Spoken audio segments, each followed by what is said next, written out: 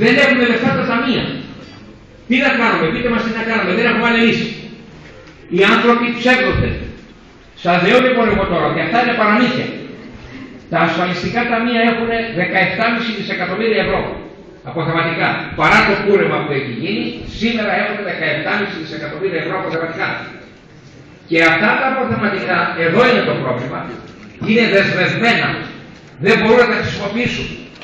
Έλεγα το πρωί σε μια συνέντευξη, σε κάποιο μέσο ενημέρωση εδώ στο Ηράκλειο, ότι όταν ήμουν στο Υπουργείο χρειάστηκε ένα μήνα το Ταμείο Νομικών, που είναι ένα ταμείο που έχει αποθεματικά, του έχουν μείνει παρά το κούρεμα, χρειάστηκε 5 μόνο εκατομμύρια για να συμπληρώσει το ποσό που χρειαζόταν για ένα μήνα να πληρώσει τις συντάξεις. 5 εκατομμύρια. Ήρθε η διοίκηση και μας είπε: έχω λεφτά, είναι όμως σε ομόλογα και μετοχές.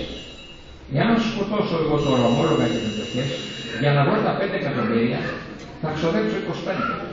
Και αύριο το πρωί μπορώ να πάω κατηγορούμενος ότι για να βρω 5 εκατομμύρια αναγκάστηκα να πουλήσω το περιουσιακό στοιχείο, ομόλογα μετοχές, που κοστίζαν 25. Μπορώ να βρω το πελάτη. Να με στείλουν στη συνέχεια το δικαστό. Βρήκαμε τότε με τον Δημήτρη τον Στρατούλη, βρήκαμε 5 εκατομμύρια από ένα άλλο ταμείο, επιστημονικό για αυτό το ταμείο, επιστημόνων και αυτό.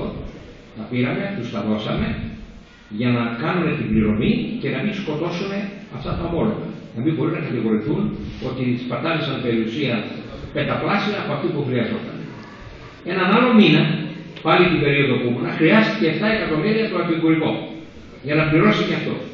Ήρθανε τότε διοίκηση, η συνδιοίκηση, ήρθανε τότε και μας είπανε ότι μπορούν να πουλήσουν με ομόλογα μετοχές, αλλά αυτοί είχαν μεγαλύτερη ζημιά ακόμα, θα κοστίσανε 35 εκατομμύρια. Μας είπαν για αυτοί ότι δεν μπορούμε να το κάνουμε. Βρείτε μας έναν τρόπο. Εντάξει, πήραμε από το ΙΚΑ 7 εκατομμύρια, τους τα δώσαμε, δεν σκοτώσαμε ομόλογα, τα επέστρεψαν γιατί ήταν θέμα ρευστότητας. Όλα αυτά είναι θέμα ρευστότητας. Τα επέστρεψαν μετά στο ΙΚΑ και μεγάλη ζημιά. Δεν έγινε τίποτα.